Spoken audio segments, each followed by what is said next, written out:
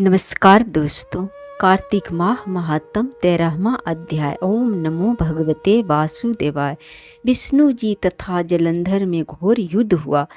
वानों की वर्षा से आकाश मंडल ढक गया। तब विष्णु भगवान ने अपने बाणों से जलंधर की पताका, छत्र, धनुष तथा घोड़ों को काट दिया और जलंधर की छाती में एक बाण मारा। बाण से घायल जलंधर क्रुद्ध होकर गदा को हाथ में लेकर उछला और गरुड़ के मस्तक पर प्रहार कर दिया, उसे पृथ्वी पर गिरा दिया। विष्णु भगवान ने मंदहास करते हुए अपनी तलवार से उसकी गदा काट दी। इस बीच में जलन एक दृढ़ घुसा मारा। पश्चात महाबलशाली दोनों वीर अपने प्रहार से पृथ्वी को निनादित करते हुए बाहुयुद्ध, मुष्टि प्रहार और इस प्रकार दोनों ने सुंदर मल्ल युद्ध किया। तब भगवान विष्णु ने कहा, हे दैत्यराज, तुम्हारे पराक्रम से मैं अति प्रसन्न हूँ। तुम अभिष्ट वर मांगो, जो देने के योग न भी होगा सो भी मैं दूंगा।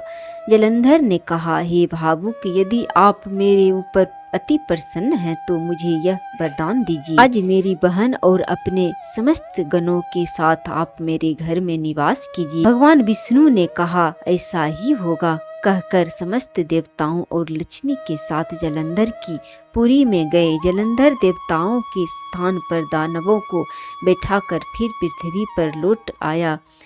देवता, गंधर्व तथा सिद्धों के पास जो श्रेष्ठ रत्न थे उन सब को अपने बस में करके सागर पुत्र जलंधर आनंद पूर्वक निवास करने लगे। पाताल लोक में महापराक्रमी शक्तिशाली निशुंभ को बैठाकर शेष नाग आदि को भी पृथ्वी तल पर ले आया। देव, गंधर्व, सिद्ध, सर्प और राक्षस तथा मनुष्यों को अपनी प्रजा तथा अपने नगर का नागरिक बनाकर त्रिलोकीय भर शासन करने लगा। जलंधर देवताओं को अपने अधीन कर धर्म से पुत्रों की तरह प्रजा का पालन करने लगा।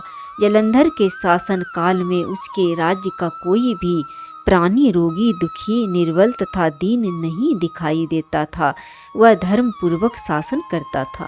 नारद जी ने कहा, इस प्रकार जब वह नियम और धर्म पूर्वक पृथ्वी पर शासन कर रहा था, उसी समय मैं भी एक बार लक्ष्मी द्वारा सेवित विष्णु भगवान के दर्शन की अभिलाषा से वहां पर आ गए। कार्तिक माह महात्म 13वां अध्याय संपूर्ण हुआ।